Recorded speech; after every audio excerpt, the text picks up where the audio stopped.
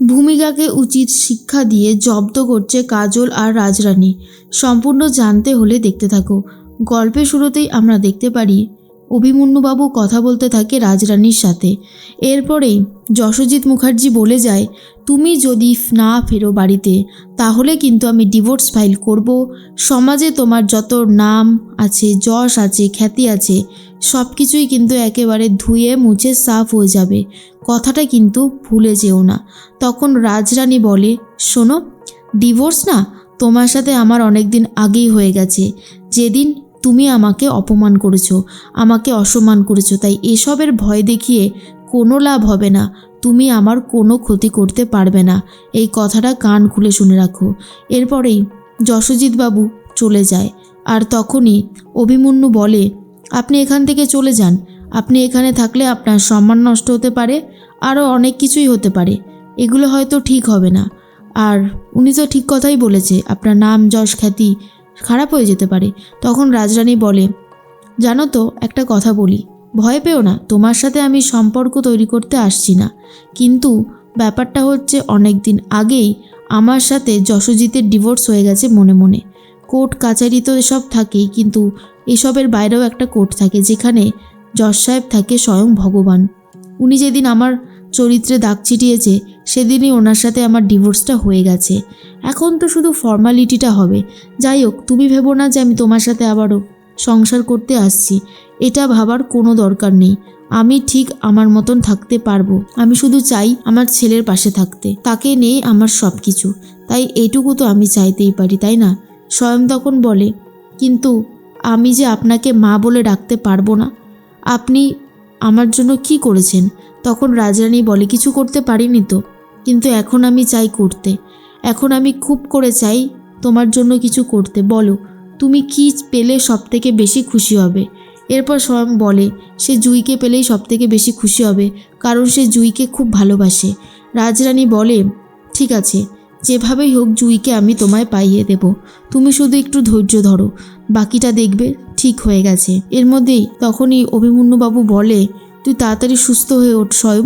তোকে এইভাবে হসপিটালের বেডে শুয়ে দেখতে আমার একদমই ভালো লাগছে না। আমি শুধু ভাবছি তুই কবে সুস্থ হবি। তোর সুস্থ হয়ে ওঠাটা খুব জরুরি। তখনই মনে মনে একটা কথাই ভাবে স্বয়ং, তাড়াতাড়ি সুস্থ হতে হবে, জুঁইকে নিজের লাইফে ফেরাতে হবে, কারণ জুঁইও ভালো নেই। এর মাঝখানেই সাক্ষীর সাথে কথা বলতে শুরু করে ভূমিকা, আর বলে, রাজরানী যদি আবার ফিরে আসে তোমার সংসারে, তাহলে কিন্তু আবারও তোমাকে এই সংসার থেকে বার করে দেবে। আর ইউভিনের সাথেও কিন্তু তুমি থাকতে পারবে না, বুঝতে পারলে? তাই বলছি, তুমি কি চাইবে না এই সংসারটা রক্ষা করতে, তোমার ছেলেকে রক্ষা করতে? যদি রক্ষা করতে হয় তাহলে তো তোমাকে মারতেও হবে। তুমি কি মারতে পিছুপা হবে সাক্ষী? বলো না। তখন সাক্ষীকে এসব বলে চাপ দিতে থাকে আর বলে, না, আমি মেরে দেব। আমি আমার সন্তানকে, আমার সংসারকে রক্ষা করতে হলে মেরে দেব সবাইকে। আর এই কথাটাই ভূমিকা রেকর্ড করে নেয় ফোনে আর বলে, এটাই তো চেয়েছিলাম। সাক্ষীকে ইচ্ছে করে উত্তেজিত করে আর ভূমিকা মজা নিতে থাকে। তখন বরাটকে বলে, এই যে এই অডিওটা রেখে দাও, তোমার কাজে আসবে, কারণ এই অডিওটাই তোমাকে আর আমাকে ভবিষ্যতে বাঁচাতে সাহায্য করবে। সাক্ষী মনে মনে ভাবে, যেভাবেই হোক না কেন তাকে সব কিছু আবার ঠিক করে নিতে হবে। সে আর কোনো ওষুধ খাবে না। ইচ্ছে করে সাক্ষীকে এমন ধরনের ওষুধ খাওয়াতো যাতে সাক্ষীর মাথার প্রবলেম শুরু হয়ে যায়। অন্যদিকে ভূমিকা ফোন করে রাজরানীকে আর বলে, রাজরানী, তুমি কবে ফিরবে নিজের সংসারে? অনেক তো হলো, এইবার নিজের সংসারে ফিরে এসো। আর এইভাবে থেকো না বাইরে বাইরে। সাক্ষীর মাথা খারাপ হয়ে গেছে। সাক্ষী বলছে সাক্ষী নাকি সব কিছু শেষ করে দেবে। যশোজিতের বন্দুকটা চুরি করে ওই তো গুলিটা চালিয়েছিল স্বয়মের ওপরে। তুমি হয়তো সে কথা জানো না। তখন রাজরানী বলে, কি বলছেন কি আপনি? আপনার কি মাথা খারাপ হয়ে গেছে? সাক্ষী এরকম কিছু করতে পারে বলে আমার অন্তত মনে হয় না। ভূমিকা বলে, করতে পারে, অবশ্যই করতে পারে, কারণ আমি বলছি তোমাকে। তখনই রাজরানী বলে, কিন্তু সাক্ষীকে যতদূর আমি চিনেছি, ও কখনো এরকমটা করতে পারে বলে আমার অন্তত মনে হয় না। এর মাঝখানে ভূমিকা ইচ্ছে করে সাক্ষীকে ফাঁসানোর চেষ্টা করে। অন্যদিকে অনুরাগ কাজ করতে থাকে। চিরাগ এসে বলে, বাবা, তুমি ওই পুলিশটাকে ওই ভ্যালেন্টাইন্স ডের দিন একটা গোলাপ দিয়ে প্রপোজ করবে, বিয়ে করার কথা বলবে, আমার যে ওনাকে খুব মা বলে ডাকতে ইচ্ছে করে। তখন অনুরাগ বলে, চিরাগ তুমি আবার এসব শুরু করেছো? তোমাকে না বারবার বলেছি তুমি বড়দের ব্যাপারের মধ্যে ঢুকবে না। এখন তো দেখছি তুমি কোনোই আমার কথা শুনতে চাও না। এর মাঝখানেই চলে এসেছে জুয়ের বাবা আর বলে, কি ব্যাপার? হ্যাঁ, তোমার সাথে আমার কিছু কথা আছে। তুমি আমার মেয়েকে আর এই স্বয়ংকে এই বাড়িতে আশ্রয় দিয়েছিলে, হ্যাঁ কি না? তখন অনুরাগ বলে, কেন? আপনার সেই প্রশ্নের উত্তর চাই কেন? তখন দেখা যায় যে পৃথ্বীরাজবাবু বলে, আমার এই উত্তরটা চাই।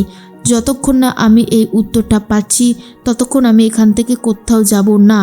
ঠিক সেই মুহূর্তে অনুরাগ বলে, আপনি কি চাইছেন বলুন তো? এটা আমার বাড়ি, এখানে না এসব জোরে কথা বলা যায় না, একদম ঝামেলা করবেন না। তখনই পৃথ্বীরাজ বলে, ঝামেলা করব না কেন? তুমি আমার বোনকে শেষ করেছো, আবার বড় বড় কথা বলছো। অনুরাগ বলে, আমি আপনার বোনকে মারিনি, ওর মাথার প্রবলেম ছিল আর সেটা আপনারা খুব ভালো মতন জানতেন, কিন্তু সেটা আপনারা স্বীকার করেননি। এসব আউফাউ কথা বলে কোনো লাভ হবে না। তখনই জুয়ের বাবা বলে, এখানে আমার মেয়ে আর ওই ছেলেটা ছিল, ওই ছেলেটা যদি আমার মেয়েকে টাচ করে ওকে আমি শেষ করে ফেলবো। তখনই চলে এসেছে কাজল ঘোষাল আর বলে, কি মানুষ টানুষ মারছেন নাকি? মানুষের পোশাক পরে আছেন, মানুষ হয়ে রয়েছেন, কিন্তু মান আর হুঁশ কোনোটাই নেই আপনার। কি ব্যাপার বলুন তো? তখনই জুয়ের বাবা বলে, এই যে এবার আমি বুঝতে পেরে গেছি, অনুরাগের সাথে আপনার তো একটা ভালোবাসার সম্পর্ক হয়েছে, সেই জন্যই আপনি যা ইচ্ছা তাই করছেন। তবে মনে রাখবেন, জুই আমার মেয়ে, আমি যেটা ভালো বুঝবো ওর জন্য সেটাই করব, যেটা আমি চাই সেটাই করব, আপনারা যেটা চান সেটা হবে না। তখন ডিসিপি কাজল ঘোষাল বলে, দেখুন আপনাকে একটা কথা বলি, আপনি হয়তো জানেন না যে আমি কি করতে পারি আর কি পারি না। এখনও পর্যন্ত এই চেষ্টাটা আর করবেন না, কারণ জুইয়ের সাথে স্বয়মের বিয়ে হবে। ওরা জীবনে যখন প্রতিষ্ঠিত হবে তখন। ওদের বয়স কতটুকু যে আপনি ওদেরকে এখন বিয়ে দিতে চাইছেন? ইউভিনের সাথে জুইয়ের বিয়ে হবে না। যতদূর আমি জানি যে আপনি জোর করে ওর বিয়ে দিতে পারবেন না। কিন্তু তখন জুইয়ের বাবা বলে, আমি বিয়ে দিয়েই ছাড়বো, দেখি আপনি কি করতে পারেন। আপনি কিছু করে উঠতে পারবেন না। তার মাঝখানেই অনুরাগ তখন বলে, আপনি কিন্তু বেশি বাড়াবাড়ি করছেন, কারণ জুই স্বয়ংকে ভালোবাসে, আর যাকে ভালোবাসে তাকেই তো বিয়েটা করবে। আপনি যে কথাগুলো বলছেন সেগুলো ইললজিক্যাল, কিন্তু জুইয়ের বাবা এক জেদ নিয়েই বসে আছে, সে কিছুতেই ছাড়বে না বলে ঠিক করেছে স্বয়ংকে। আর অন্যদিকে রাজরানীকে মুখার্জি বাড়িতে ফিরিয়ে এনে সাক্ষীকে আবারও মুখার্জি বাড়ি থেকে বার করতে চাইছে ভূমিকা, ফাঁসাতে চাইছে সাক্ষী মুখার্জিকে।